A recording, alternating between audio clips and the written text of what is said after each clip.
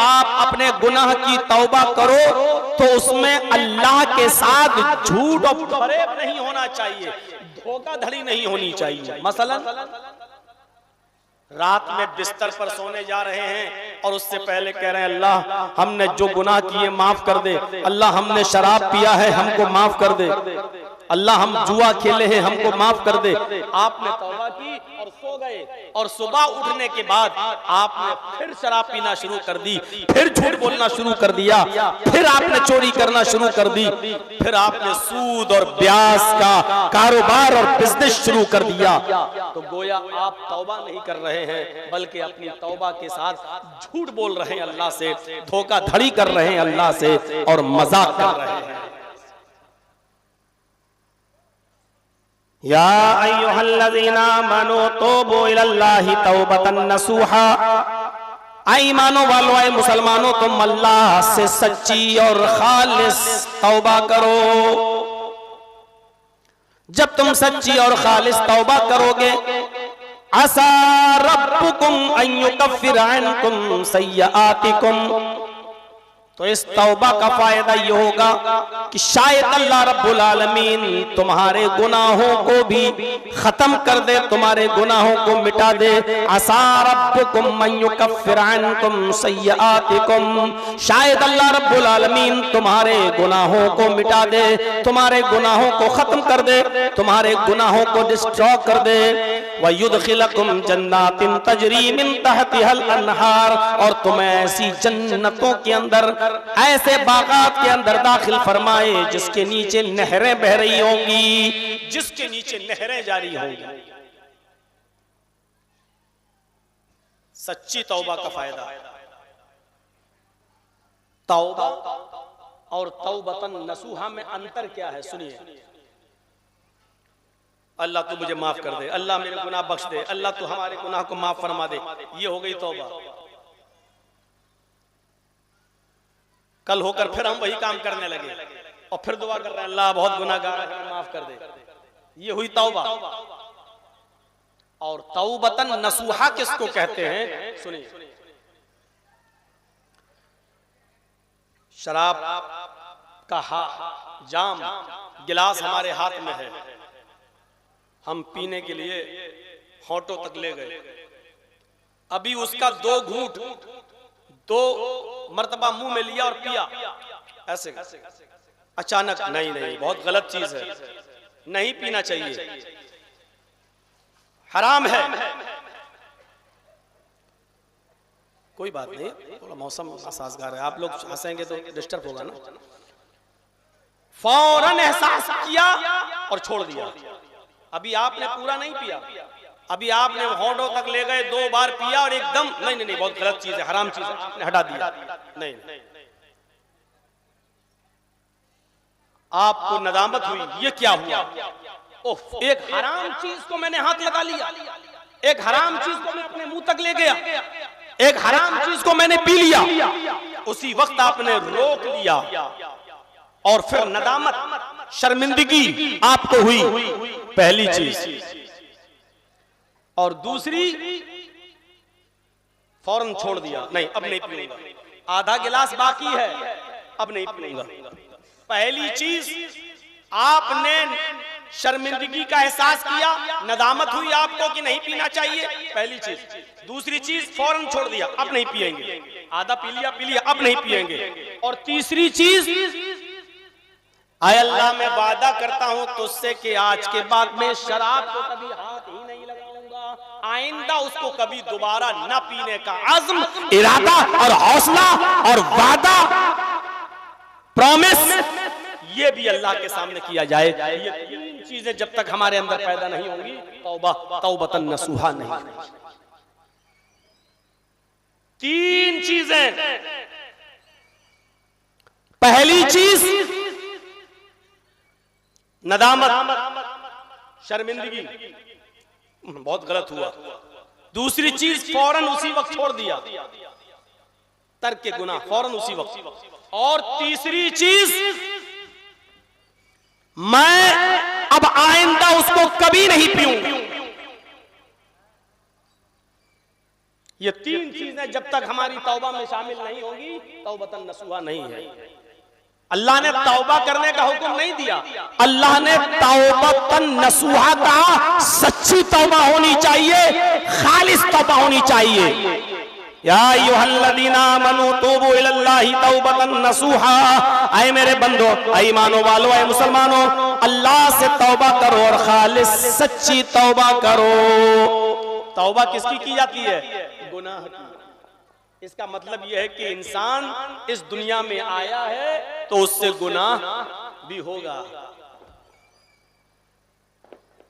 दुनिया में कोई इंसान ये सोच ले कि हमसे गुनाह ही ना हो, ऐसा हो ही नहीं सकता। अगर इंसान से गुनाह ही ना हो तो इंसान ही कहां है? फिर तो वो फरिश्ता हो गया। उससे गुनाह होगा क्योंकि ये इंसान की फितरत, उसके नेचर में शामिल है कि उससे गुनाह होगा। अगर वो ये सोच ले कि हम बिल्कुल गुनाह ही नहीं करेंगे और कोई गुनाह ही ना हो, फिर तो वो फरिश्ता बन जाएगा। क्योंकि गुनाह ना करने की सलाहियत और गुनाह न करने का शौक, गुनाह न करने का जज्बा अल्लाह ने सिर्फ फरिश्तों के अंदर रखा है। उनसे गुनाह नहीं हो सकता। इंसान से गुनाह होगा और जब गुनाह होगा तभी तो तौबा भी बताई। गुनाह तो होगा और यही इंसान की सबसे बड़ी खुसूसियत है। यही है कि इंसान से नेकियां भी होती हैं और इंसानों से गुनाह भी होते हैं। आज हमारी बात को जरा गौर से सुनिएगा। नई तरीके की और दूसरे अंदाज की बातें हो रही हैं आज आपके सामने। इंसान से गुनाह होगा और इंसान का कमाल भी यही है कि उससे गुनाह हो। अगर इंसान से गुनाह ही ना हो तो फिर इंसान ही नहीं रह गया, वो फरिश्ता हो जाएगा। अल्लाह ने इंसान को गुनाह करने का की भी सलाहियत दी है और नेक काम करने की भी सलाहियत दी है। अल्लाह ने खुद कुरान करीम के अंदर फरमाया, फ़अल्हमहा फुजूरहा व तक़वाहा। देख रहे हैं अल्लाह ने खुद इंसान के बारे में क्या फरमाया? फ़अल्हमहा फुजूरहा, हमने इंसान को फिस्क व फुजूर और गुनाह करने का इल्हाम भी किया, यानी गुनाह करने की, फिस्क व फुजूर काम करने की, गलत काम करने की सलाहियत भी हमने इंसान को दी। गलत काम करने की सलाहियत भी हमने इंसान को दी। व तक़वाहा, और गुनाहों से, गलत कामों से बचने की सलाहियत भी हमने इंसान को दी। ये दोनों सलाहियतें अल्लाह ने इंसान को दी हैं। फरिश्तों के अंदर एक सलाहियत है बस, क्या है? सिर्फ नेक काम करने की, सिर्फ सजदा करने की, सिर्फ अल्लाह का हुक्म मानने की। अल्लाह की नाफरमानी करने की कोई सलाहियत उनके अंदर नहीं है। अब आप समझ लीजिए, फरिश्ते गुनाह कर ही नहीं सकते। चोरी इंसान करता है, फरिश्ते चोरी कर ही नहीं सकते। क्यों नहीं कर सकते? क्योंकि अल्लाह ने फरिश्तों को चोरी करने की ताकत दी ही नहीं है। शराब इंसान पी सकता है, फरिश्ते शराब नहीं पी सकते। क्यों? क्योंकि अल्लाह ताला ने खाने और पीने, यहां तक के शराब नोशी की भी सलाहियत अल्लाह ने फरिश्तों को नहीं दी।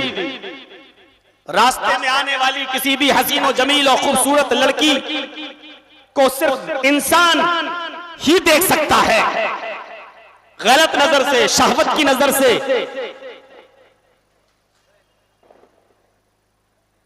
फरिश्ते नहीं देख सकते। क्यों? क्योंकि फरिश्तों के अंदर अल्लाह रब्बुल आलमीन ने वो सलाहियत रखी ही नहीं है। फरिश्ते अगर गुनाहों से बचे हुए हैं तो कोई कमाल नहीं है। समझ रहे हैं ना एक बात को? फरिश्ते अगर गुनाह से बचे हुए हैं तो इसमें फरिश्तों का कोई कमाल नहीं है। इंसान गुनाह की सलाहियत और गुनाह की ताकत रखते हुए गुनाह से बच जाए, ये सबसे बड़ा कमाल है। शराब की बोतल हमारे हाथ में है, बाप भी नहीं देख रहा है, माँ भी नहीं देख रही है, दोस्त भी नहीं देख रहे हैं, सबसे ओझल है, पूरी ताकत है, पैसा भी हमारे पास, शराब की दुकान भी खुली हुई है, हमारे पास पूरी ताकत है, पैसा भी है, शराब की बोतल खरीदने की ताकत भी है, शराब की बोतल को पीने की का वक्त भी है, हमारे पास टाइम है, हमारे पास कुदरत है, हमारे पास पैसा है, हमारे हाथ में शराब की बोतल भी है, कोई देख भी नहीं रहा है। इन तमाम मौके होने के बावजूद, इन तमाम समय होने के बावजूद और टाइम होने के बावजूद हम शराब को हाथ नहीं लगा रहे हैं। मेरा अल्लाह तो देख रहा है, मेरा रब तो देख रहा है। शराब पीने की ताकत, मौका सब कुछ था, लेकिन हम छोड़ रहे हैं सिर्फ अल्लाह की डर की वजह से। ये कमाल है, ये कमाल है। और इसी कमाल की वजह से अल्लाह रब्बुल आलमीन ने इंसानों का मकाम और इंसानों का दर्जा फरिश्तों से ऊपर कर दिया है। एक तरफ ये आतिशबाजी भी हो रही है, दूसरी तरफ तकरीर भी। बहरहाल कोशिश करिएगा गौर से सुनने की, और मैं भी कोशिश कर रहा हूं बहुत स्लो और बोलकर आपको अपनी बात समझाएं। सलाहियत क्या है? सारे मौके होने के बाद भी हम शराब को नहीं पी रहे हैं, अल्लाह के डर से छोड़ रहे हैं। ये कमाल है, ये कमाल। फरिश्ते रोजा रख लें तो कोई कमाल नहीं है। फरिश्ते अगर रोजा रख लें तो कोई कमाल नहीं, क्योंकि फरिश्ते तो खाते नहीं है, पीते नहीं है, उनको प्यासी नहीं लगती, उनको भूखी नहीं लगती। अगर फरिश्ता रोजा से रख ले, रोजा रह ले, तो क्या कमाल है भाई? वो तो खाता ही नहीं है, वो तो पीता नहीं है। कमाल ये है कि भूख हमें लग रही है लेकिन हम नहीं खा रहे हैं, प्यास हमें लग रही है लेकिन हम नहीं पी रहे हैं, बीवी की जरूरत हमें है लेकिन हम बीवी के करीब नहीं जा रहे हैं, अल्लाह के लिए सब कुछ छोड़ रहे हैं। ये कमाल है, ये आला दर्जा है। और इसीलिए अल्लाह रब्बुल आलमीन ने फरिश्तों से ऊंचा मकाम इंसानों का रखा है। अब आप समझ गए होंगे मेरी बात। फरिश्ते तौबा नहीं करते। क्यों नहीं करते? क्योंकि उनसे गुनाह नहीं होता है। तौबा हमें और आपको करना पड़ती है। क्यों? इसलिए कि हमसे और आपसे गुनाह होते हैं। किसी बंदे से गुनाह हो जाए, अल्लाह की नजर में ये बुरा नहीं है। एक बात और सुन लीजिए, कोई बंदा अगर गुनाह कर बैठे तो अल्लाह की नजर में ये बुरा नहीं है। अल्लाह की नजर में बुरा यह है कि बंदा गुनाह करने के बाद अल्लाह को मनाए नहीं, अल्लाह को राजी ना करे, उससे तौबा ना करे, इस्तिग़फ़ार ना करे, मग़फ़िरत तलब ना करे। ये सबसे बड़ा गलत काम है। कुल्लु बनी आदम खत्ताऊन व खैरुल खत्ताईन अत-तव्वाबून। हर आदम के बेटे से खता होती है, हर के बेटे से गलतियां होती हैं। गलती हो जाना कोई गलत काम नहीं है, कोई बड़ा बुरा काम नहीं है, लेकिन गलती हो जाने पर तौबा न करना, ये इंसान गुनाह कर बैठे, ये गलत काम नहीं है। गलत काम ये कि गुनाह पर गुनाह करता चला जाए, उसको तौफीक ना हो तौबा करने की, उसको तौफीक ना हो ये दुआ पढ़ने की कि अल्लाहुम्मा ग़फ़िरली वरहमनी वहदनी वआफ़िनी वरज़ुक़नी, उसको ये तौफीक ना हो दोनों सजदों के बीच में ये दुआ पढ़ने की, रब्बिग़फ़िरली गुनाह पे गुनाह करता रहे, लेकिन उसको ये तौफीक ना हो दुआ पढ़ने की अल्लाहुम्मा इन्नी ज़लमतु नफ्सी ज़ुल्मन कसीरा वला यग़फ़िरुज़्ज़ुनूबा इल्ला अंता फ़ग़फ़िरली मग़फ़िरतम मिन इंदिका वरहमनी इन्नका अंतल गफ़ूरुर रहीम। गलती करना गुनाह नहीं है, गुनाह करना गलत नहीं है। गुनाह करने के बाद हम ये दुआ ना पढ़े सजदे में, सुब्हानक अल्लाहुम्मा रब्बना व बिहम्दिका अल्लाहुम्मा ग़फ़िरली, ऐ अल्लाह तू मेरी मग़फ़िरत फरमा दे, ये गलत है, ये गुनाह है, ये सरकशी है, ये तकब्बुर है। अल्लाह रब्बुल आलमीन फिर कहता है, एक तो गुनाह भी कर रहा है और दूसरे ये कि गुनाह करने के बाद मेरे पास आकर, मेरे घर में आकर गिड़गिड़ाता भी नहीं है, रोता भी नहीं है, पछताता भी नहीं है और अपने गुनाह की माफी भी नहीं मांगता है।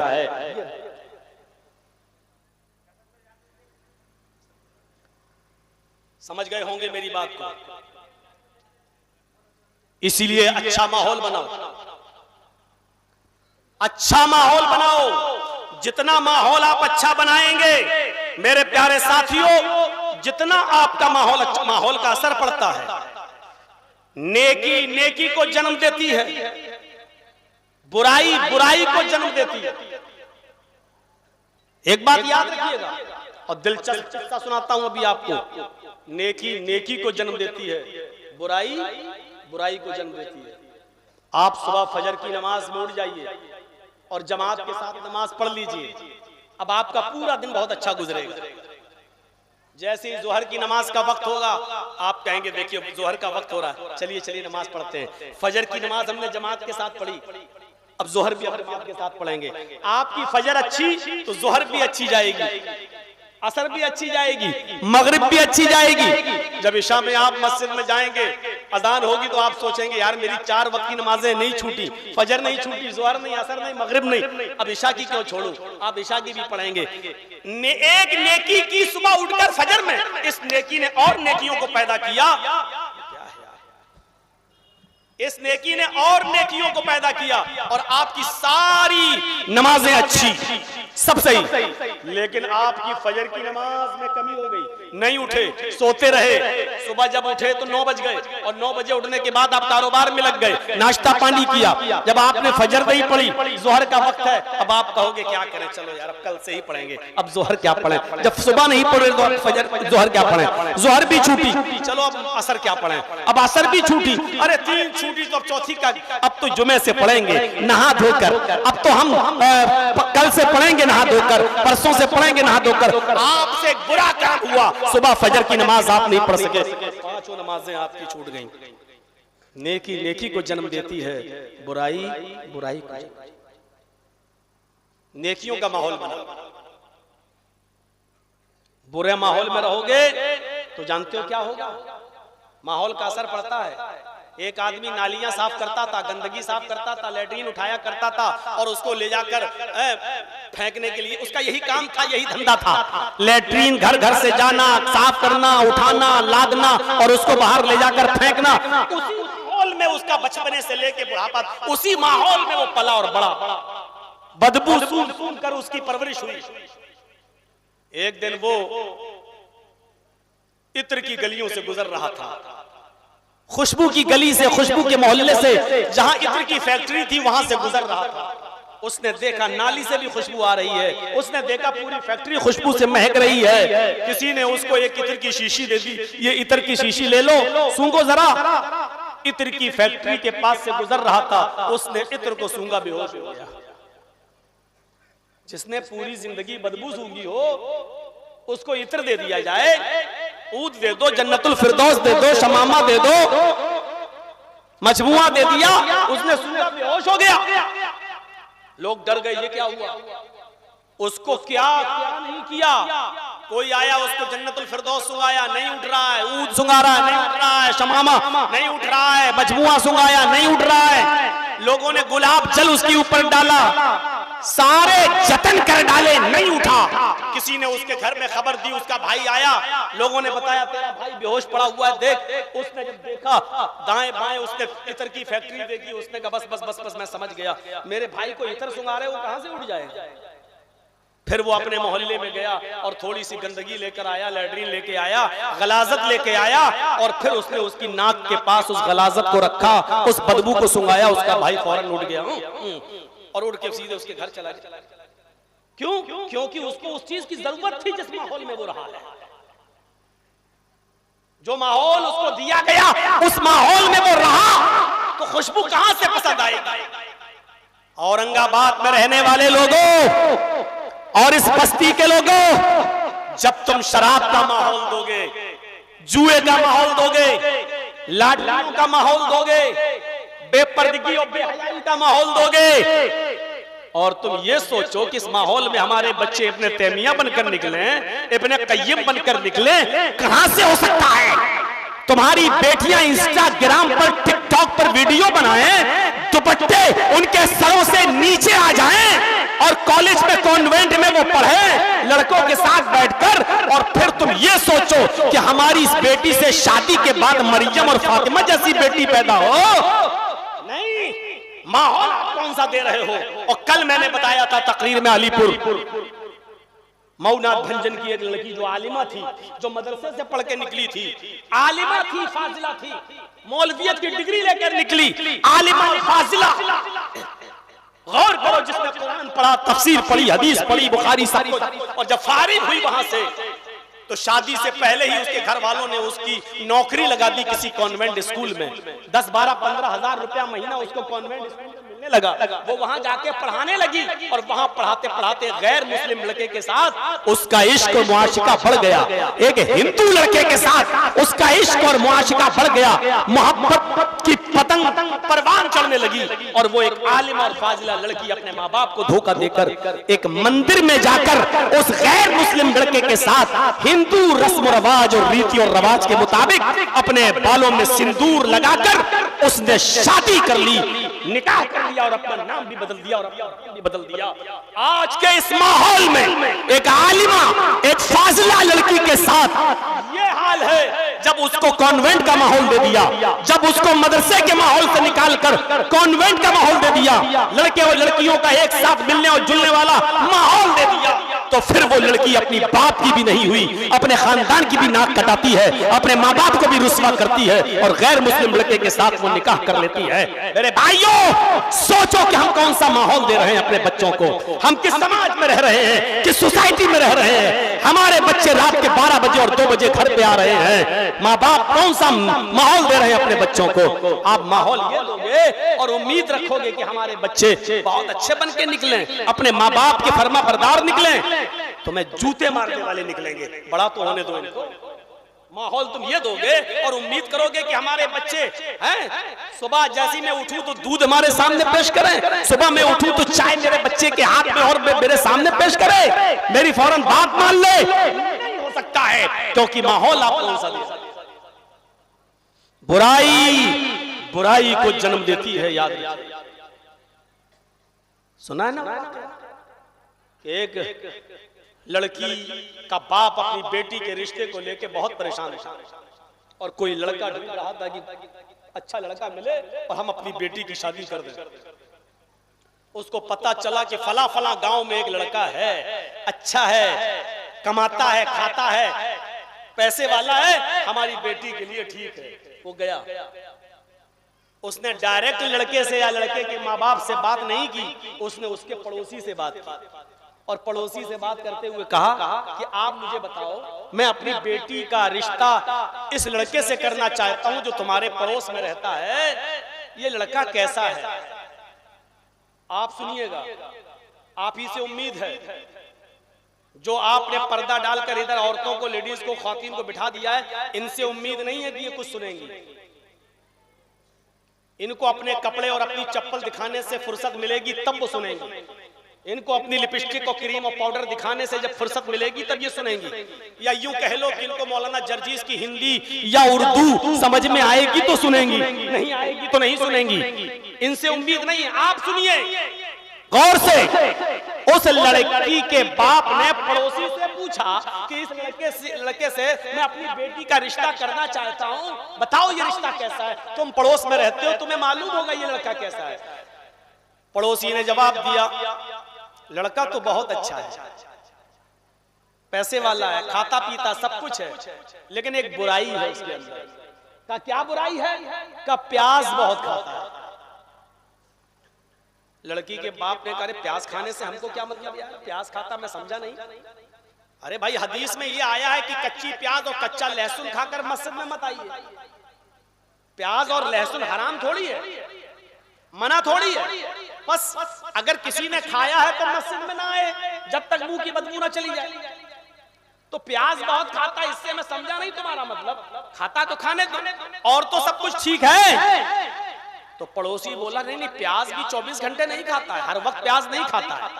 प्याज तो खाता है लेकिन नहीं खाता है। प्याज वो तब खाता है जब वो शराब पीता है। लड़की के बाप ने कहा, ओह, इसका मतलब वो शराबी है। पड़ोसी ने कहा, अरे नहीं, आप गलत समझ रहे हैं, वो शराब नहीं पीता है। मैं कब कह रहा हूं कि रोज शराब पीता है? वो रोज नहीं पीता, हर बार नहीं पीता। वो शराब तब पीता है जब वो तवाइफ के कोठे पर जाता है।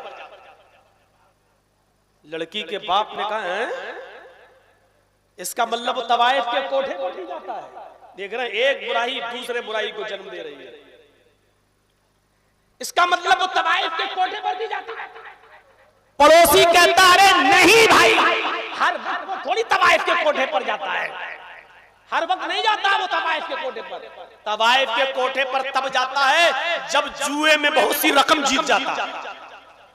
अब उसके पास बहुत सी रकम आ गई तब वो जाता है, पैसा हो गया अब गया तवाइफ के कोठे पे, हर वक्त नहीं जाता तवाइफ के कोठे पे।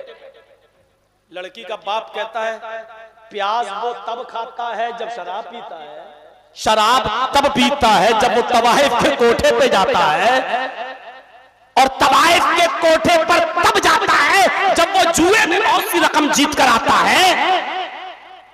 इसका मतलब वो तवाइफ के कोठे पर वो जुआ खेलता है। लड़की के बाप पड़ोसी ने कहा वो जुआ भी हर वक्त नहीं खेलता, वो जुआ भी तब खेलता है जब वो रास्ते में किसी की चोरी करता है या डाका डालता है, और जब उसके पास बहुत सा पैसा हो जाता है तब वो जुआ खेलता है। इसका मतलब वो चोरी भी करता है, डकैती भी डालता है। हाथ जोड़े बाबा बस, अब हम तुमसे कुछ नहीं पूछेंगे, तुम कह रहे हो हर वक्त ये काम नहीं करता, अरे वो शराब भी पी रहा है, तवाइफ के कोठे पर भी जा रहा है, जुआ भी खेल रहा है, चोरी और डकैती भी कर रहा है, और तुम कह रहे हो कि वो हर वक्त नहीं करता। अरे रहने दो बस बस बस बस। उसने अपनी बेटी का निकाह फिर उसके साथ नहीं किया। एक बुराई दूसरी बुराई को जन्म देती है, इसलिए याद रखिए जो लॉटरी खरीदता होगा ये सड़कों वाली, तो वो क्रेडिट कार्ड भी जरूर बनवाता हो। अब आप पूछो मौलाना साहब क्रेडिट कार्ड बनाना कैसा है, सवाल करेंगे आप मौलाना साहब क्रेडिट कार्ड की रकम जायज है कि नाजायज? मेरे भाइयों, जर्जी साहब आपको 1 लाख रुपए दे रहे हैं उधार कर्ज, आपने ले लिया, आपने कहा 1 महीने के अंदर अंदर मैं दे दूंगा, मैंने दे दिया आपको 1 लाख रुपया, ये लीजिए 1 महीने में आप दे दीजिए, ये आपके लिए जायज हो गया। 1 लाख रुपया आपने मुझसे कर्ज लिया और 1 महीने में आपने देने का वादा किया, हमने आपको दे दिया, ये तो जायज है। लेकिन अगर जर्जी साहब ये कह दें कि 1 लाख रुपया मैं दे रहा हूं और आप 1 महीने का वादा कर रहे हैं, प्रॉमिस 1 महीने में हम आपको दे देंगे, याद रखना आज 1 तारीख है, 31 अक्टूबर तक मुझे पैसा चाहिए, 1 महीने में 1 लाख दिया, 1 लाख दे देना, ठीक है। लेकिन अगर 31 अक्टूबर तक नहीं दिया तो 1 नवंबर से आपको 1,10,000 देना पड़ेगा। हम 10,000 रुपए आपसे ज्यादा लेंगे, 1 महीने में दे दोगे तो उतना ही लेंगे, 1 महीने के बाद दोगे तो हम 10,000 रुपए ज्यादा लेंगे। अब आपके लिए 1 महीने के लिए भी पैसा लेना जर्जी साहब से हराम हो गया है, क्योंकि जर्जीस ने शर्त लगाई और आप उस शर्त के ऊपर एग्री हो गए, राजी हो गए, तैयार हो गए। अब आपको 1 महीने में देना भी चाहते हैं और बगैर सूद के देना चाहते हैं, लेकिन फिर भी अब आप नहीं ले सकते हैं, क्योंकि हमने शर्त लगा दी उसके अंदर कि 1 महीने के बाद हम 1,10,000 लेंगे, और आप तैयार भी हो गए कि ठीक है 1 महीने में नहीं दिया तो अगले महीने हम 1,10,000 देंगे। अब चाहो तो 1 महीने में 1 ही दे दो मुझे, लेकिन आपने शर्त पर ले तो लिया है पैसा, आप इस पर एग्री तो हो गए हैं, अब यही रुपया आपके लिए हराम हो गया, नाजायज हो गया, कोई शक्ल नहीं रही अब इसकी जायज। यही तो क्रेडिट मार्केट में होता है, यही तो क्रेडिट में होता है। आपको बैंक कहती है हम आपको पैसा दे रहे हैं, आप 20 दिन तक 1 महीने तक आप इस्तेमाल करिए, लेकिन 1 महीने के अंदर अंदर आपको ये पैसा हमें देना होगा।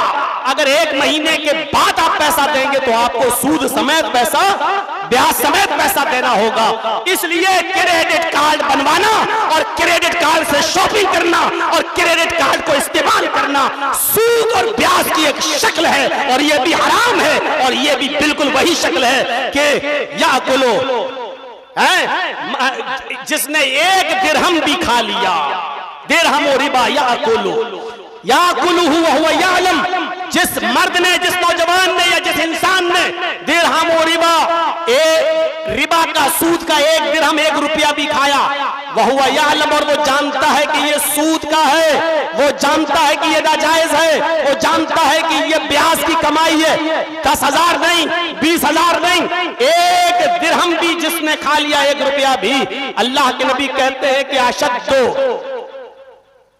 सित्तियों व सलासीना ज़नतन, 36 मरतबा, 36 बात, 36 मरतबा उसने जिना किया।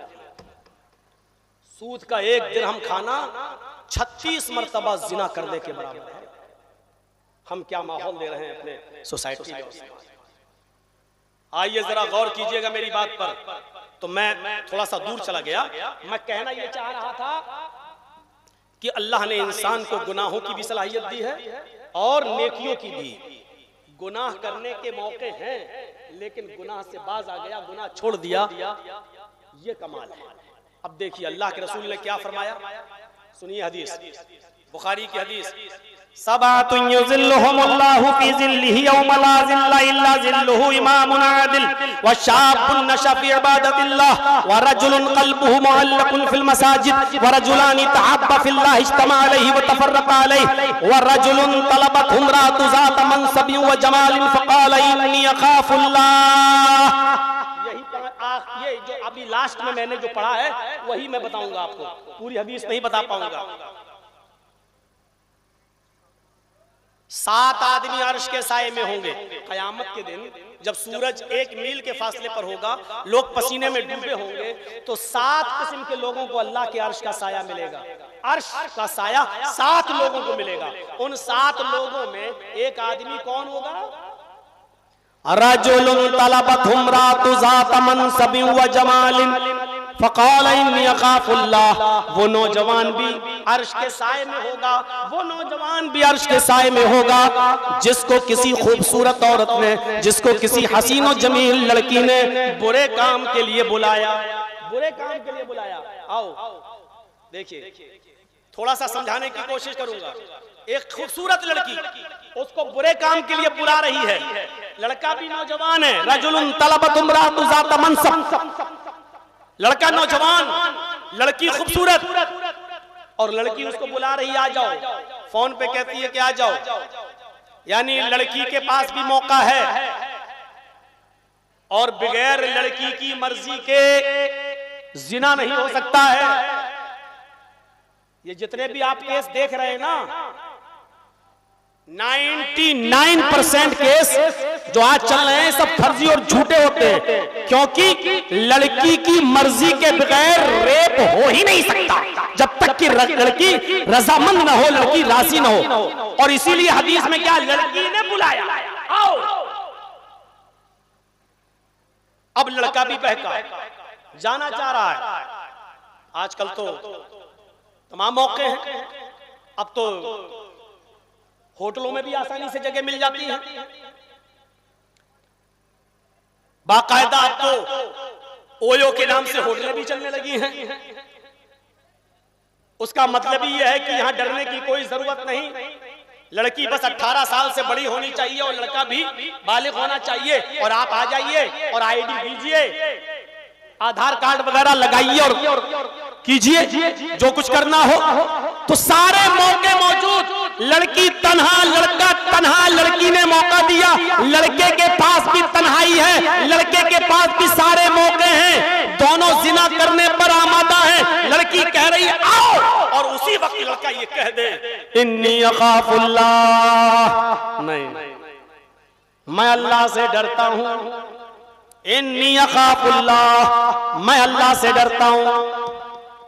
लड़का अल्लाह से डर गया और उस लड़की को छोड़ दिया। तो ये लड़का कहां जाएगा, कहां होगा? अल्लाह के अर्श के साए में कयामत के दिन।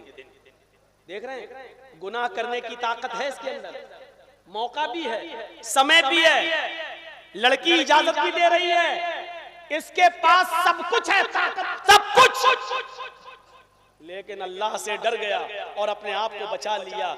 ये है कमाल, ये कमाल। यही चीज फरिश्तों के पास नहीं। इसीलिए फरिश्तों से ऊंचा मकाम किसका है? फरिश्तों से ऊंचा मकाम इंसान का। क्यों? क्योंकि इसके पास ताकत थी गुनाह करने की, लेकिन अल्लाह के डर की वजह से नहीं कर सका। हजरत यूसुफ अलैहिस्सलाम का किस्सा सुना है ना? यूसुफ अलैहिस्सलाम का किस्सा, छोटे थे ना, छोटे सोतेले भाई पकड़ के ले गए, अब्बू से कहकर बहला फुसलाकर जंगल में ले गए और कुएं में डाल दिया। देखिए जो चीज मैं बताना चाहता हूं सुनिएगा। हजरत यूसुफ अलैहिस्सलातु वस्सलाम को वीरान कुएं में फेंक दिया, बहुत छोटे थे, कुएं में डाल दिया और आ गए अपने बाप के पास रोते हुए।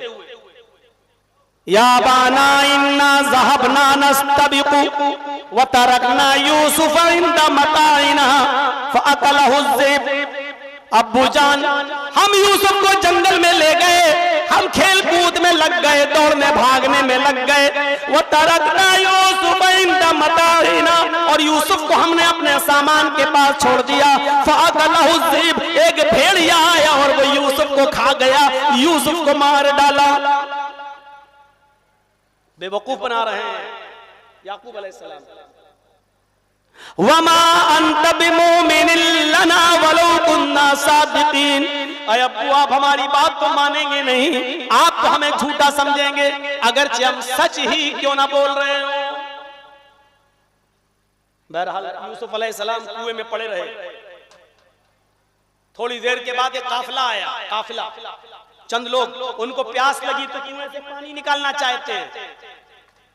रस्सी में डोल बांधा और उस डोल को डाला कुएं में, लेकिन पानी की आवाज नहीं आ रही। पानी भरने वाले ने झांक कर देखा तो क्या देखता है कि कुएं में पानी नहीं, एक बच्चा पड़ा हुआ है। झांक कर देखा, ऐसे ही जब झांक के देखा तो एक लड़का नजर आया। ये पानी भरने वाला चीखा, या बुशरा हाज़ा गुलाम, आए साथियों ये तो बच्चा है, पानी लेने के लिए तुमने मुझे भेजा, कुएं में पानी नहीं आ तो एक लड़का पड़ा है, खुशखबरी हो हमें फ्री में एक बच्चा मिल गया, एक लड़का मिल गया। निकाल लिया, मिस्र लाए, मिस्र के बाजार में यूसुफ अलैहिस्सलाम को बेच दिया। छोटा से बच्चे ही तो थे, बेच दिया। कितने में बेचा मालूम है? यूसुफ अलैहिस्सलाम को कितने में बेचा? वशरऊहु बिसमनिन बख्सिन दराहिम महदूदा, चंद सिक्कों में बेच दिया, फोकट में, ऐसे ही समझ लो कुछ नहीं, चंद टकों में बेच दिया। उनको ये था कि जल्दी से फ्री में मिल गया, जो मिल जाए जो मिल। वशरऊहु बिसमनिन बख्सिन दराहिम महदूदा, चंद खोटे सिक्कों में यूसुफ अलैहिस्सलाम को बेच दिया। यूसुफ अलैहिस्सलाम अजीज मिस्र, मिस्र के बादशाह के घर में पहुंचाए गए। अजीज मिस्र की बीवी ने, बादशाह की बीवी ने देखा छोटा बच्चा, बड़ा प्यारा बच्चा। बादशाह ने कहा इसको खिलाओ पिलाओ, इसको अच्छी तरीके से पालो पोसो, आगे चलकर ये हमें नफा पहुंचाएगा, आगे चलकर ये हमको नफा पहुंचाएगा, या हम आगे चलकर इसको लड़का बना लेंगे, बेटा बना लेंगे। देखिए यूसुफ अलैहिस्सलाम के पास कितने मौके थे।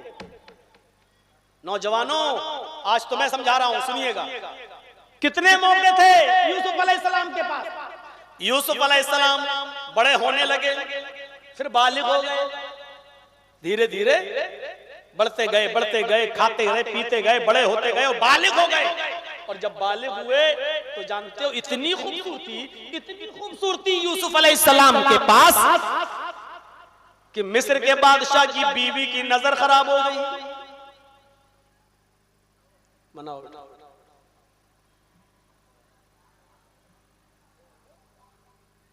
अब बना क्या करो। जब इतना कहने के बाद भी आप ना माने तो फिर या तो हम बेशरम हैं या फिर आप। तो मेरे भाइयों सुनिए, वो शराहू भी सब बेचे गए, धीरे धीरे बड़े होते गए परवान, और फिर इतने खूबसूरत कि जब बालिग हुए तो बादशाह मिस्र की बीवी का दिल आ गया। अब मेरी माँ बहनें भी सुने और नौजवानों आप भी सुनो। बादशाह मिस्र की बीवी, एक अमीर औरत, पैसे वाली औरत किसी को अपना दिल दे दे तो सोचो वो आदमी कितना खुश होता है, चलो हमारी तमन्ना भी पूरी होगी और पैसा भी मिलेगा। अरे पैसे वाली औरत है, अपनी ख्वाहिश भी पूरी करेगी और हमारी इज्जत भी करेगी, हमको हर तरीके से खुश भी रखेगी। और होता ऐसा, बड़े ऊंचे घरानों की औरतें ऐसा ही करती हैं, जिन पर दिल आ गया उनसे वो अपना मकसद भी हल करती हैं और उनको प्रॉफिट, उनको पैसा भी देती हैं। दिल्ली और मुंबई के अंदर बड़े बड़े ऊंचे घरानों की लड़कियां गलत धंधों में उतरी हुई हैं और ऐसे नौजवानों को वो तलाश भी करती हैं। मेरे भाइयों जरा सोचिए, बादशाह मिस्र की बीवी का दिल किस पर? यूसुफ अलैहिस्सलाम पर। लेकिन यूसुफ बचे रहे। मिस्र की औरतों को पता चला ये चीज सुनने के लायक, तो मिस्र की औरतों ने ताना लगाया, मारा। क्या कहा? देखो तो यार, बादशाह की बीवी को देखो क्या हो गया। हम जुलेखा नाम नहीं लेते क्योंकि हदीस की किसी किताब में सही नाम आया ही नहीं है, सिर्फ बादशाह मिस्र आया है, अजीज मिस्र की बीवी। तो बादशाह मिस्र की बीवी ही बोलूंगा मैं। तो मेरे भाइयों, बादशाह मिस्र की बीवी पर इल्जाम लगाने लगी वहां की औरतें मिस्र की। देखो तो वो पागल हो गई, अपने गुलाम को दिल दे बैठी, अपने गुलाम से लगी है, अपने गुलाम से गलत काम करना चाहती है, अपने गुलाम को दिल दे बैठी है। जब ये आवाज अजीजे मिस्र की बीवी के कानों में गई कि मेरे चर्चे हो रहे हैं, मेरे बारे में औरतें मिस्र की ऐसा ऐसा बोल रही हैं, तो उसने कहा अच्छा, अब इन औरतों को सबक सिखाना पड़ेगा। उसने सारी औरतों की दावत कर दी, सारी औरतों को अपने घर बुला लिया, दस्तरखान बिछा दिया, फल रख दिए, फल, छुरियां रख दी, चाकू। उन औरतों से कहा ये फल रखे हुए हैं, खाना बाद में मिलेंगे, पहले फल खाओ। उन औरतों ने चाकू उठाया और फल काटने लगी, फल काटने लगी। और जैसी फल काटती हैं, इधर बादशाह मिस्र की बीवी ने कहा आए यूसुफ इनके सामने से गुजर जाओ, आए यूसुफ इनके सामने से निकल जाओ। यूसुफ अलैहिस्सलातु वस्सलाम उन औरतों के सामने से गुजरने लगे। जब यूसुफ उन औरतों के सामने से गुजरे, जब यूसुफ उन औरतों के सामने से गुजरे, उन औरतों ने जैसे यूसुफ को देखा, मिस्र की औरतों ने जब यूसुफ को देखा, तो यूसुफ अलैहिस्सलातु वस्सलाम को देखकर चीख पड़ी, हाशा लिल्लाह मा हाज़ा बशर, हाशा लिल्लाह मा हाज़ा बशर। वो चीख पड़ी, ये कोई इंसान नहीं है, ये कोई इंसान नहीं है। इन हाज़ा इल्ला मलकुन करीम, ये तो कोई फरिश्ता नजर आता है, ये तो कोई फरिश्ता लगता है।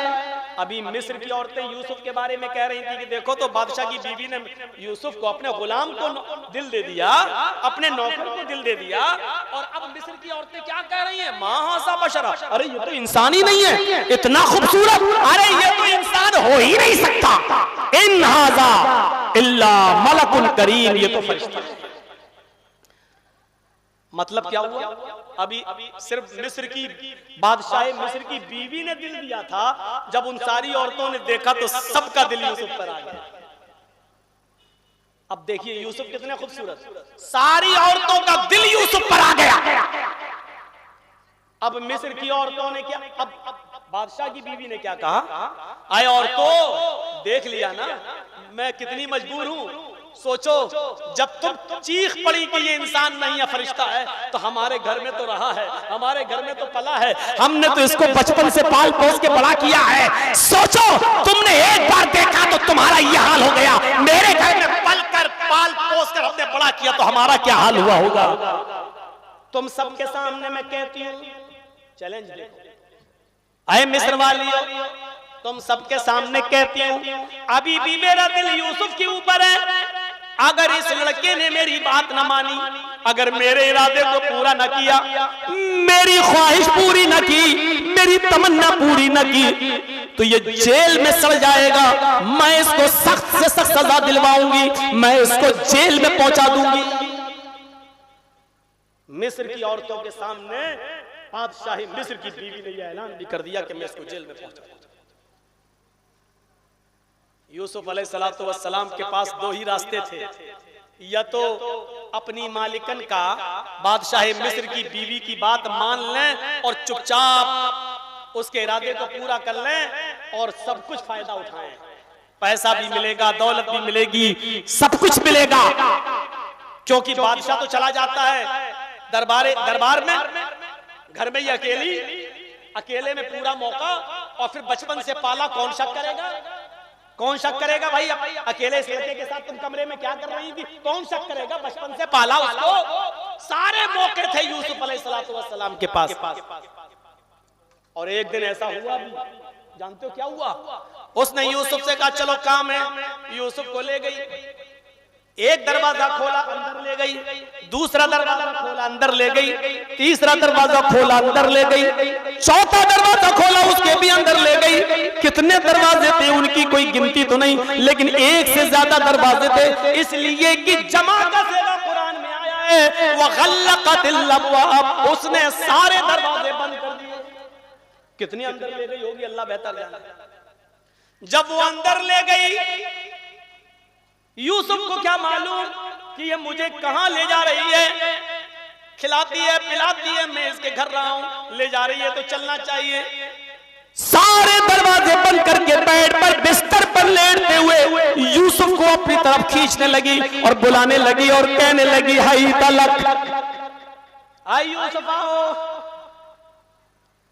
कब से मैं तुम्हारी इंतजार कर रही हूं, तुम्हारे बालिग होने का मैंने इंतजार किया है। यूसुफ, अब सब्र का पैमाना मेरा लबरेज हो चुका है, अब जल्दी आओ और जो ख्वाहिश मेरी उसको पूरा करो, जल्दी आओ, कोई डरने की जरूरत नहीं, सारे दरवाजे बंद हैं, आई यूसुफ आ जाओ और मेरे इरादों को, मेरी आरज़ुओं को, मेरी तमन्ना को पूरा करो। फरमाया माज़अल्लाह, अल्लाह की पनाह। यूसुफ अलैहिस्सलाम के पास मौका नहीं था क्या? मौका था, और उसकी बात मान भी लेते तो पांचों उंगली घी में थी। कितना ऐशो आराम में रखती वो, कितने सुख देती वो, क्योंकि बादशाह की बीवी है, किसी चीज की कमी नहीं थी उसके पास। लेकिन इसके बावजूद यूसुफ क्या कह रहे हैं? माज़अल्लाह, अल्लाह की पनाह, मैं अपने आका की बीवी के साथ ऐसा नहीं कर सकता। वो उठती है बिस्तर से, आते हो या नहीं, यूसुफ वहां से भागते हैं। पहला दरवाजा यूसुफ ने खोला और निकल कर भागने में कामयाब, वो भी यूसुफ दूसरा दरवाजा खोला, दूसरे दरवाजे से भी भागने में कामयाब, वो भी पीछे पीछे भाग रही है। तीसरा दरवाजा खोला, भागने में कामयाब, चौथा दरवाजा खोला, यूसुफ अलैहिस्सलाम उस दरवाजे को पकड़े हुए खोलना चाहते हैं। इसने पीछे से कमीज पकड़ ली यूसुफ की और इसने पीछे से कमीज खींचना शुरू कर दी। जब पीछे से कमीज खींची तो यूसुफ का कुर्ता, यूसुफ की कमीज पीछे से फट जाती है और ऐसे दरवाजा पकड़े हुए थे। उसने जब यूं खींचा तो यूसुफ भी ऐसे करते हुए दरवाजा खुलता गया और यूसुफ जमीन के ऊपर गिर पड़े। उधर बादशाह की बीवी भी जमीन के ऊपर गिर पड़ी और जैसे ही दरवाजा खुला तो सामने बादशाह मिस्र की बीवी का शौहर खड़ा है, उसका हस्बैंड खड़ा हुआ है दरवाजे पर। मेरी बीवी इधर गिरी है, ये इधर गिरा है, पीछे से कमीज फटी हुई है। औरत जल्दी से उठती है। औरतें मकरो फरेब में बड़ी माहिर होती हैं, बड़ी एक्सपर्ट होती हैं। इनके अगर आंखों में आंसू आ जाए तो समझ लो अब किसी पर कयामत आने वाली है, चाहे वो आंखों में आंसू मगरमच्छ के ही क्यों ना हो। इनके आंखों के आंसुओं में बड़ी ताकत होती है, इनके झूठे और फर्जी आंसुओं में भी बड़ी ताकत होती है। हर शादीशुदा औरत उन आंसुओं से अच्छी तरीके से वाकिफ होगा, सब जानते होंगे। और शौहर से ज्यादा कौन पहचान सकता है कि औरत के फर्जी आंसू कौन से होते हैं और हकीकी आंसू कौन से होते हैं। रोते हुए अपने शौहर के पास जाती है और कहती है आपकी बीवी पर जो गलत नजर डाले उस आदमी की सजा क्या होनी चाहिए, उस शख्स की सजा क्या होनी चाहिए जो आपके अहल पर गलत नजर डाल ले, आपकी बीवी पर, यानी उल्टा इल्जाम लगा और इल्जाम लगाकर जेल में पहुंचाकर ईमानी।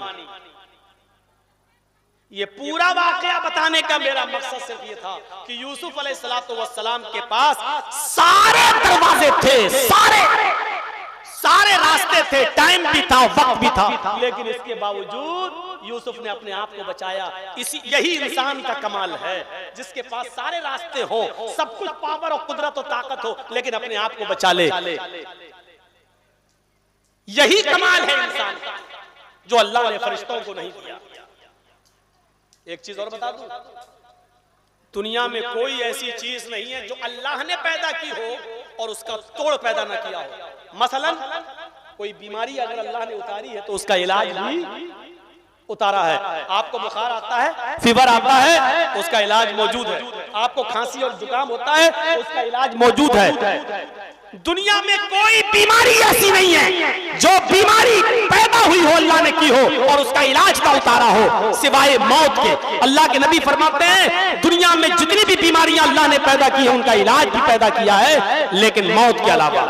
कैंसर का भी इलाज है, लेकिन हमारी अक्ल वहां तक नहीं पहुंची है, हमारी तहकीक वहां तक नहीं पहुंची है, हमारा इल्म वहां तक नहीं पहुंचा है, लेकिन कैंसर का भी इलाज है। तो अल्लाह ने जो बीमारी पैदा की उसका इलाज भी उतारा है। जब अल्लाह ने गुनाह बनाया, गुनाह की तख्लीक की, ये गुनाह किसने पैदा किया? अल्लाह ही ने तो पैदा किया है। दुनिया में जो चीजें आई हैं, जो चीजें भी बनी है, वो अल्लाह ने पैदा की हैं। गुनाह भी अल्लाह ही ने पैदा किया है। अगर अल्लाह ने गुनाह की तख्लीक की है तो उसका इलाज भी उतारा है, उसका इलाज भी बताया है। और अल्लाह के नबी फरमाते हैं, आए अल्लाह के बंदो, आए मुसलमानों, जब भी तुमसे कोई गुनाह हो जाए, गुनाह हो जाए, गुनाह हो जाए, तो तुम क्या कहोगे? जब भी तुमसे गुनाह हो जाए तो ये दुआ पढ़ लिया करो। उसका इलाज बता रहे हैं। गुनाह होगा, इलाज क्या है? नौजवानों, इस दुआ को याद कर लो, बड़ी कीमती दुआ है। अस्तगफिरुल्लाह रब्बी मिन कुल्लि ज़ंबिन व अतूबु इलैहि। मुस्लिम शरीफ की रिवायत, अल्लाह ने गुनाह भी उतारा है तो उसका इलाज भी उतारा। अस्तगफिरुल्लाह रब्बी मिन कुल्लि ज़ंबिन व अतूबु इलैहि। मैं मग़फ़िरत तलब करता हूं अल्लाह से, जो मेरा रब है, मिन कुल्लि ज़ंबिन, हर गुनाह से, वातूबु इलैहि, और उसी की तरफ मैं रुजू करता हूँ, उसी से मैं तौबा करता हूँ। मग़फ़िरत करो, अल्लाह ने गुनाह उतारा है तो उसका इलाज भी उतार दिया है। मांगो। अल्लाह के नबी फरमाते हैं, इस्तग़फिरू रब्बकुम व इन्नी लअस्तग़फिरुल्लाह फिल यौमि मियत मर्रा। अल्लाह के बंदो, अल्लाह से मग़फ़िरत तलब करो। अल्लाह के बंदो, अल्लाह से अपने गुनाहों की माफी मांगो। मैं दिन भर में 24 घंटे में, सुबह और शाम, मैं एक दिन एक रात में 100 से ज्यादा बार अल्लाह से मग़फ़िरत तलब करता हूँ। व इन्नी लअस्तग़फिरुल्लाह फिल यौमि मियत मर्रा। मैं 100 से ज्यादा बार अल्लाह से मग़फ़िरत तलब करता हूँ। मेरे नबी जिनसे गुनाह नहीं होता, मेरे नबी जो मासूम अनिल खता है, हमारे नबी जिनसे गुनाह नहीं हो सकता, वो 100 से ज्यादा बार अल्लाह से मग़फ़िरत तलब कर रहे हैं, अल्लाह से माफी मांग रहे हैं। तो फिर हमें और आपको अल्लाह से कितनी मग़फ़िरत करना चाहिए, कितना इस्तिग़फ़ार करना चाहिए और मग़फ़िरत तलब करनी चाहिए, और अपने गुनाहों से कितनी माफी मांगनी चाहिए। अल्लाह ने नबी अकरम को हुक्म दिया, आए मोहम्मद सल्लल्लाहु अलैहि वसल्लम दुनिया में अपने रब से मग़फ़िरत मांगो। वक़ुल रब्बिग़फ़िर वरहम व अंत खैरुर राहिमीन। ऐ नबी कहो, रब्बिग़फ़िर, अल्लाह बख्श दे, वरहम, मेरे ऊपर रहम फरमा, व अंत खैरुर राहिमीन, तू बेहतरीन रहम करने वाला, तू सबसे अच्छा रहम करने वाला है। ये बताइए दुआ कौन है जो इतनी सी दुआ याद नहीं कर पा रहे हैं? अल्लाह को वो लोग बहुत अच्छे लगते हैं जो दुआ करते हैं, तौबा करते हैं, इस्तिग़फ़ार करते हैं। अल्लाह को ऐसे ही लोगों की जरूरत थी, अल्लाह को ऐसे ही मखलूक को पैदा करना था। इबादत करने वाले तो फरिश्ते कम नहीं थे। आप क्या समझते हो, आपको सिर्फ इबादत के लिए पैदा किया है? इबादत के लिए क्या फरिश्तों की कमी थी? अरे फरिश्ते तो अल्लाह की इतनी इबादत करते हैं कि आज भी बैतुल मामूर का तवाफ होता है। आज भी बैतुल मामूर, छठे आसमान के ऊपर बैतुल मामूर है। जैसे खाने काबा का तवाफ होता है, ऐसी फरिश्ते बैतुल मामूर का तवाफ करते हैं। 7 चक्कर लगाया, एक तवाफ हो गया। फरिश्ते जो 7 चक्कर लगाने के बाद बैतुल मामूर का तवाफ करते हैं, उसके बाद लाइन में खड़े हो जाते हैं। लाइन में कि दोबारा जब नंबर आएगा तब हम तवाफ करेंगे। आपको मालूम है उन फरिश्तों का फिर कब नंबर आता है? जो फरिश्ता एक बार तवाफ कर लेता है बैतुल मामूर का, दोबारा जब पीछे खड़ा हो जाता है तो कयामत तक उसका दोबारा नंबर नहीं आएगा। अब आप गौर करें कि कितने फरिश्ते हैं जो तवाफ करने में लगे हैं, अल्लाह की इबादत में लगे हुए हैं। इबादत करने के लिए फरिश्तों की कमी नहीं थी। अल्लाह ने ऐसी मखलूक को पैदा किया है जो इबादत भी करेगी और गुनाह भी करेगी, और जब गुनाह करेगी तो अल्लाह से मग़फ़िरत भी तलब करेगी। फरमाया, आए मेरे बंदो, अगर फरिश्ते बनने की कोशिश की और दुनिया में अगर तुमने ये चाहा कि हमसे कोई गुनाह ही ना हो और कोई गुनाह तुम ना करो और तुमसे गुनाह ही ना हो, फरिश्ता बनने की कोशिश करोगे, यस्तब्दिल कौमन गैर कौमिन, तो हम तुम्हें हलाक कर देंगे, हम तुम्हें बर्बाद कर देंगे, हम तुम्हें मिटा देंगे। हमें ऐसी मखलूक की जरूरत ही नहीं है। हम फिर ऐसी मखलूक को दुनिया में पैदा करेंगे जो दुनिया में आएगी, गुनाह भी करेगी और अल्लाह से तौबा और इस्तिग़फ़ार भी करेगी। हमें ऐसी मखलूक की जरूरत है जिससे धोखे से अनजाने में गुनाह भी हो और फिर वो गुनाह के बाद अपने रब से माफी भी मांगे। आपको एक और पॉइंट की बात बता दूं, जिस मखलूक से गुनाह नहीं हो सकते यानी फरिश्ते, अल्लाह ने उनको जमीन का खलीफा भी नहीं बनाया, खलीफतुल अर्ज़ नहीं बनाया, और जिससे गुनाह होते हैं इंसान, अल्लाह ने उसको खलीफतुल अर्ज़ बना दिया, जमीन का खलीफा बनाया। आदम अलैहिस्सलाम को की तख्लीक की, रूह डाली, जन्नत में भेज दिया, उनकी पिछली से हव्वा को पैदा किया और दोनों से कहा जन्नत में रहो, खाओ पियो, लेकिन इस दरख्त के करीब मत जाना। जरा सोचिएगा, अल्लाह ने क्या कहा? इस दरख्त के करीब मत जाना बस, जबकि उस जैसे दरख्त बहुत थे जन्नत में, लेकिन इस दरख्त के पास मत जाना बस। और आदम और हव्वा कहां गए? उसी दरख्त के पास गए जहां से मना किया था। गए नहीं बल्कि अल्लाह ताला ले गए। अगरचे शैतान जरिया बना, शैतान ने बहकाया, लेकिन अल्लाह की मर्जी शामिल थी। अल्लाह को पहले से मालूम था हम आदम को पैदा करेंगे, आदम को जन्नत में भेजेंगे, आदम की साथ हव्वा को, और आदम हव्वा को दोनों को दरख्त का फल खिलवाया जाएगा, फिर इनको दुनिया में भेजा जाएगा। ये अल्लाह के इल्म में पहले ही से था। आदम अलैहिस्सलाम को जन्नत में भेजा और कहा कि इस दरख्त के फल के करीब मत जाना, लेकिन वो गए नहीं बल्कि अल्लाह ताला की मशीयत शामिल थी, मर्जी शामिल थी। गुनाह, खता हुई, गलती हुई, बल्कि अल्लाह ताला ने कराई, गुनाह की प्रैक्टिस कराई गई, गलती की प्रैक्टिस कराई गई। और जब गुनाह कर बैठे, खता कर बैठे, तो जन्नती लिबास उतर गया। अल्लाह ने कहा जाओ दुनिया में, तुमने मेरी बात नहीं मानी, अब जाओ दुनिया में। जबकि डायरेक्ट अल्लाह जहन्नम में भी भेज सकता था, मेरी नाफरमानी की है ना, जाओ जहन्नम में, लेकिन नहीं, क्योंकि इसमें अल्लाह की मर्जी भी शामिल थी, खता भी हुई, शैतान ने कराई, लेकिन रब की मर्जी शामिल थी। जब दुनिया में भेज दिया आदम और हव्वा को, तो अब ये भी बताया कि खता तो कर बैठे, गलती तो कर बैठे, लेकिन अब मुझे मनाओ भी, तो दुआ भी बताई। तो आदम अलैहिस्सलाम ने दुआ क्या पढ़ी? रब्बना ज़लमना अनफुसना व इल्लम तग़फिर लना व तरहमना लनकूनन्ना मिनल खासिरीन। और करो, यहाँ एक गुनाह की, एक गलती की पैदाइश हो रही है, आदम से खता कराई जा रही है। तो आदम से खता हुई, अल्लाह ने उस खता को मर्जी शामिल थी, कराया, तो फिर अल्लाह ने दुआ भी बताई कि अब उस गलती को कैसे मिटाया जाए, उस गुनाह को कैसे खत्म किया जाए। तो आदम दुआ कर रहे हैं, रब्बना ज़लमना अनफुसना व इल्लम तग़फिर लना व तरहमना लनकूनन्ना मिनल खासिरीन। ऐ हमारे रब, हमने अपने नफ्सों पर जुल्म किया है, अगर तूने हमको माफ न किया और हमारी मग़फ़िरत न फरमाई, रहम न किया, लनकूनन्ना मिनल खासिरीन, तो हम नुकसान उठाने वालों में से हो जाएंगे। आदम अलैहिस्सलाम ने दुआ करी, तब अल्लाह रब्बुल आलमीन ने उनको माफ किया। गलती हुई तो दुआ भी बताई, शैतान को भी निकाला, और जब शैतान निकल रहा था जन्नत से, रामदे दरगाह किया जा रहा था, तो शैतान ने अल्लाह को चैलेंज किया और अल्लाह से क्या कहा? अय अल्लाह, आदम की वजह से तू मुझे भी जन्नत से निकाल रहा है ना? ठीक है, मैंने इनको सजदा नहीं किया तो तू मुझे निकाल रहा है। अरे ये मिट्टी से पैदा है, मैं आग से, आग कभी मिट्टी के सामने नहीं झुक सकती। अरे मैंने गलत क्या कहा, लेकिन तूने मुझे इन आदम के और हव्वा के चक्कर में निकाला है। ठीक है, आय अल्लाह, कसम है मुझे अपने तकब्बुर की, कसम है मुझे अपने घमंड की, कसम है मुझे अपने तकब्बुर की। दुनिया में आदम की औलाद से आखिरी वक्त तक गुनाह के काम करवाता। चैलेंज क्या किया? आय अल्लाह, मैं आदम की औलाद से दुनिया में आखिरी सांस तक उनसे गुनाह के काम करवाता रहूंगा। तो अल्लाह ने भी जवाब में क्या कहा? आए इब्लीस भाग, आए इब्लीस नहीं, निकल जा मेरे दरबार से। अगर तू मेरे बंदों को आखिरी वक्त तक बहकाता रहेगा, आखिरी सांस तक उनसे गुनाह के काम करवाता रहेगा, तो कसम है मुझे भी अपनी इज्जत और जलाल की, कसम है मुझे भी अपनी किबरियाई की, मैं भी अपने बंदे की आखिरी वक्त तक की तौबा को कबूल करता रहूंगा और अपने बंदे की आखिरी वक्त तक के गुनाह को उनकी तौबा पर माफ करता रहूंगा।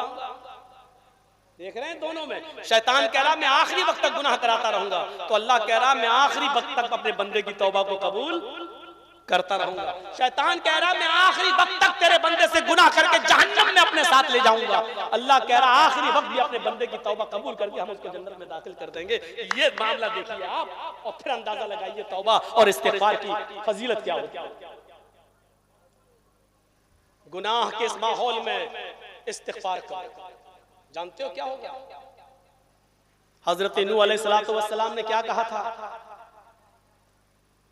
वस्तगफिरू रब्बकुम इन्नहु काना गफ्फारा। अपने रब से मग़फ़िरत तलब करो, वो बहुत ही ज्यादा बख्शने वाला है। और जब तुम अपने गुनाहों की तौबा करोगे, मग़फ़िरत तलब करोगे, तो अल्लाह क्या नियामतें देगा? ये नियामतें हमें और आपको कब मिलेंगी? सुनो, मग़फ़िरत करोगे, मग़फ़िरत तलब करोगे, युरसिलिस समा अलैकुम मिदरारा, अल्लाह ताला आसमान से मूसलाधार बारिश बरसाएगा, तुम्हारे खेतों में पानी आएगा, कहत नहीं पड़ेगा, यानी सूखा नहीं पड़ेगा। अल्लाह आसमान से तुम्हें बारिशें देगा। पहली चीज, युरसिलिस समा अलैकुम मिदरारा व युमदिदकुम बिअमवालिन व बनीन, अल्लाह तुम्हें माल अता फरमाएगा और तुम्हें औलाद देगा। जिनके बच्चे नहीं है, शादी को 5-6 साल 10 साल 15 साल हो गए, औलाद नहीं हो रही है, मग़फ़िरत करें, दुआ करें, तौबा करें, इस्तिग़फ़ार करें। मेरे भाइयों, औलाद का न होना हो सकता है किसी गुनाह की वजह से हो। युमदिदकुम बिअमवाल, अल्लाह तुम्हारी मालों के जरिए मदद करेगा, वह बनीन, और तुम्हें औलादें अता फरमाएगा, तुम्हें बेटे बेटियां देगा। वयजअल लकुम जन्नातिन वयजअल लकुम अनहारा, अल्लाह तुम्हें बागात अता फरमाएगा, खेत अता फरमाएगा, तुम्हें सब्जियां अता फरमाएगा, हरियाली अता फरमाएगा, वो अनहारा, और तुम्हें बहते हुए चश्मे, नदियां और कुएं और पानी से नवाजेगा। अल्लाह तुम्हें ये नेमतें देगा। जब इस्तिग़फ़ार करोगे, मग़फ़िरत करोगे, तौबा करोगे, तो ये नेमतें मिलेंगी। और आखिर बताता हूं, इतने कम मजमे में मैं कभी जिंदगी में नहीं बोला। ये मेरी 30 साल की तकरीर का रिकॉर्ड औरंगाबाद वालों तुमने तोड़ा है। मेरी जिंदगी की ये सबसे कम पब्लिक, सबसे कम भीड़ है, आज तुमने इस रिकॉर्ड को भी तोड़ दिया है। हो सकता है बारिश की वजह से या कोई और वजह रही हो, मुझे नहीं मालूम, लेकिन आखिरी बात अब सुनते चलो। जब तुम्हारी तादाद भी न रही तो अब बोलने में वो बात भी न रही। सुनो, हजरत उमर फारूक के जमाने में कहत पड़ गया, सूखा पड़ गया। जब उस जमाने में सूखा पड़ता था तो लोग नमाज के लिए निकलते थे, इस्तिस्का, नमाज इस्तिस्का, बारिश की दुआ करने। हजरत उमर ने कहा लोगों निकलो, अब बारिश की दुआ की जाए। हजरत उमर एक मैदान में जमा हो गए, तमाम लोग जमा हो गए, नमाज पढ़ाई और उसी में हाथ उठाकर दुआ की। और सिर्फ दुआ क्या किया? अल्लाह हमें बख्श दे, अल्लाह हमारी मग़फ़िरत फरमा, अल्लाह हमारे गुनाहों को माफ कर दे, अल्लाह ना जितने लोग आए हैं इन सबके गुनाहों को माफ फरमा दे, अल्लाह हमारी मग़फ़िरत फरमा दे। सूखा पड़ा है, बारिश की दुआ ही नहीं कर रहे हैं, क्या कह रहे हैं? अल्लाह हमारी मग़फ़िरत फरमा दे, अल्लाह हमारे गुनाह को मिटा दे, अल्लाह हमारी मग़फ़िरत फरमा दे। बस ये दुआ करी, तफ़सीर इब्न कसीर पढ़ी है, और ये दुआ करके चले आए। लोगों ने कहा अमीरुल मोमिनीन ये क्या बात रही, हम तो बारिश की दुआ करने के लिए गए थे और आपने बारिश के लिए एक लफ्ज भी अल्लाह से दुआ नहीं की। आपने ये नहीं कहा अल्लाह सूखा पड़ा है बारिश बरसा, अल्लाह रहमत की बारिश फरमा, आपने एक लफ्ज भी दुआ नहीं फरमाई बारिश की, सिर्फ ये फरमाया मग़फ़िरत फरमा दे, अल्लाह मेरे गुनाह बख्श दे, अल्लाह हमारे गुनाहों को मिटा दे। ऐ अल्लाह, ऐ अमीरुल मोमिनीन, ऐ उमर फारूक, आपने बारिश की दुआ क्यों नहीं की? हजरत उमर फारूक ने रोते हुए फरमाया, हाँ मैंने बारिश के लिए दुआ नहीं की, लेकिन बारिश जिस वजह से रुक जाती है मैंने वो काम किया है। लोगों, मैंने अपने गुनाहों की मग़फ़िरत तलब की है, अल्लाह से तौबा की है, ऐसा करके मैंने आसमान के उन दरवाजों को खटखटा दिया है, आसमान के उन दरवाजों को निचोड़ दिया है जहां से बारिश हुआ करती है। यानी अल्लाह से मग़फ़िरत तलब करेंगे तो बारिश भी होगी। और उसके बाद में फरमाया, क्या तुमने कुरान नहीं पढ़ा? अल्लाह फरमाता है, इस्तग़फ़िरू रब्बकुम इन्नहु काना गफ़्फ़ारा युरसिलिस समा अलैकुम मिदरारा। जब तुम अपने रब से मग़फ़िरत तलब करोगे, जब तुम अपने रब से गुनाह की तौबा करोगे, तो अल्लाह आसमान से तुम्हें बारिशें देगा, आसमान से तुम्हारे ऊपर बारिशें नाज़िल फरमाएगा, तुम्हें माल देगा, औलादे देगा, बागात देगा, और तुम्हें पानी खेत नल और कुओं से नवाजेगा। यजअल लकुम अनहारा, तुम्हें चश्मे देगा, नहरें देगा। ये सारी नेमतें गुनाहों से तौबा के बदले में मिलेंगी, इस्तिग़फ़ार के बदले में मिलेंगी। इस्तिग़फ़ार करो, गुनाह से तौबा करो, और फिर माहौल को बनाओ। और वो मऊ की जो लड़की जो आलिमा और फाजिला है, जो भाग गई गैर मुस्लिम के साथ और आज हिंदू रस्म और रवाज के मुताबिक रह रही है, अपनी बेटियों को भी इस्लामी तालीम दो और माहौल दो। ऐसे स्कूलों में पढ़ने के लिए मत भेजो जहां लड़के और लड़कियां, गैर मुस्लिम लड़के और लड़कियां एक साथ पढ़ रहे हों। याद रखिएगा, महाराष्ट्र के अंदर 3 लाख लड़कियों ने, मुस्लिम लड़कियों ने एप्लीकेशन दे रखी है कि मेरा अपनी मर्जी से मैं शादी कर रही हूँ फला फला लड़के के साथ जो गैर मुस्लिम है। अगर मेरे माँ बाप, मेरे भाई अगर इंटरफियर करें तो मेरे बाप को और मेरे भाई की बात न मानी जाए, मैं अपनी मर्जी से शादी करने के लिए तैयार हूँ। गैर मुस्लिम रस्म और रवाज के मुताबिक 3 लाख लड़कियों ने महाराष्ट्र के अंदर ये एप्लीकेशनें दे रखी हैं। महाराष्ट्र की लड़कियों के अंदर इतनी हिम्मत कहां से पैदा हुई? उसकी वजह यही है कि आज हमने इस्लामी तालीम से अपनी बच्चियों को दूर रखा है और ऐसे स्कूलों में हमने पढ़ने भेजा है जहां लड़के और लड़कियां एक साथ बैठकर गैर मुस्लिम लड़के और लड़कियां पढ़ रहे हैं। उनकी बाइक पर बैठकर कैंटीन में चाय पी जा रही है। मेरे भाइयों, यूट्यूब पर आने वाली इन तमाम चीजों ने आज 9 और 8 साल की बच्चियों को भी जवान कर दिया है। आज 9 और 10 साल की बच्चियां भी वो सारी बातें जानने लगी हैं जो कभी शादी के बाद औरतें जाना करती थीं। आज वो 8 साल और 9 साल और 10 साल की बच्चियों को उन चीजों का इल्म हो गया है। हम आज सोए हुए हैं। हमें गौर करना चाहिए कि अपनी लड़कियों को कौन सी तालीम दें। मैं नहीं कह रहा हूं कि आप इंग्लिश मत पढ़ाओ, मैं नहीं कह रहा हूं कि आप MBBS मत कराओ, मैं नहीं कह रहा हूं कि डॉक्टरी मत पढ़ाओ। मैं सिर्फ ये कह रहा हूं ऐसे स्कूलों में भेजो जहां सिर्फ लड़कियां ही लड़कियां पढ़ती हो और जहां गैर मुस्लिम लड़कों के साथ आपकी बेटियां मिक्स ना हो, को एजुकेशन ना हो, एक साथ बैठकर न पढ़ रही हो, वरना खून के आंसू रोगे। क्योंकि गैर मुस्लिमों ने यह ऐलान कर दिया है कि जो भी हिंदू लड़का किसी मुस्लिम लड़की से शादी करेगा, हम उसको 5 लाख का चेक देंगे, उसको एक रूम देंगे और 2 बच्चों का बाप जब बन जाएगा तो उस लड़की को तलाक दे दो, भगा दो, उन बच्चों को हिंदू बना लो, उनको अपने धर्म में लाओ और उस लड़की को धक्का देके निकाल दो। हो रहा है, आपको बता नहीं सकता कितनी मुस्लिम लड़कियां 2 बच्चों की मां बनने के बाद निकाल दी गई है, तुत्कार दी गई है, अपने माँ बाप के पास भी नहीं आ सकती है क्योंकि माँ बाप ने भी अपने दरवाजे बंद कर लिए। और जब वो गैर मुस्लिमों के साथ भागी थी तो माँ बाप ने कहा आज के बाद कि मेरे लिए मर चुकी है, वो अपने घर पे भी नहीं आ सकती है। अब उधर भी उनको जगह नहीं मिल रही है, निकाल दी गई है। हमारी बच्चियों के लिए 2 ही रास्ते हैं, या तो जहर खा के खुदकुशी करके मर जाए या किसी तवाइफ खाने के कोठे पर जाकर अपने जिस्म को बेचने वाली बन जाए। इन 2 रास्तों के अलावा कोई रास्ता नहीं है। ये जवानी के जोश में आज गैर मुस्लिमों के साथ शादियां कर रही है ना, 2 बच्चों की मां बनने के बाद इनको पता चलेगा नहीं हमारा जीवन साथी ऐसा नहीं हो सकता है। ये तो मैं आज कह रही हूँ ना, क्यों? क्योंकि जवानी का जोश है इसलिए। अरे जो हिंदू कौम आज तक अपने दलितों को अपने पास न रख सके हो, दलितों को न अपना सके हो, कभी किसी ब्राह्मण को और दलित को एक साथ मंदिर में पूजा करते हुए देखा? नहीं देखा होगा। कभी किसी ब्राह्मण को और दलित को एक साथ खाना खाते हुए देखा? नहीं देखा होगा। जो कौम आज तक अपने दलित हिंदू समाज को हिंदू का मकाम न दे सकी हो, अपने समाज में बराबर का दर्जा न दे सकी हो, वो कौम आपकी बेटियों को दर्जा देगी? वो कौम आपकी बेटियों को पूरा हक देगी? कहां पड़े हुए हो और कहां सो रहे हो? मेरे भाइयों, ये उम्मीद मत रखिएगा।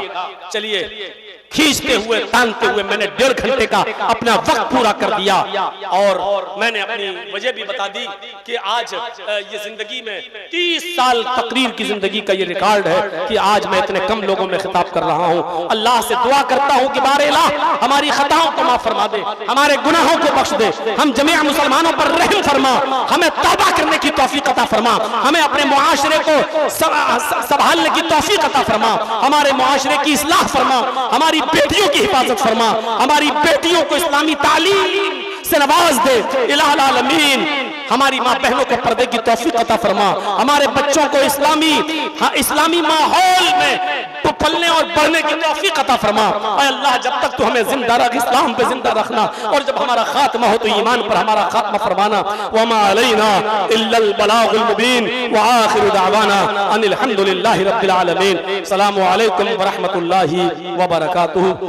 मदरसे के ताउन के लिए अगर कुछ लोग मजीद देना चाहें तो दे सकते हैं। अब तो इतने कम लोगों में अच्छा भी नहीं लग रहा कि किससे कहा जाए कि दो और किससे कहा जाए न दो। तो मेरे भाइयों अभी वक्त है, यहाँ लोग बैठे हैं वो लाकर स्टेज पर दे सकते हैं, और जो मदरसे का ताउन करेगा अल्लाह रब्बुल आलमीन उसको उसका पूरा पूरा अजर अज़ीम अता फरमाएगा। अस्सलामु अलैकुम व रहमतुल्लाहि व बरकातुहू।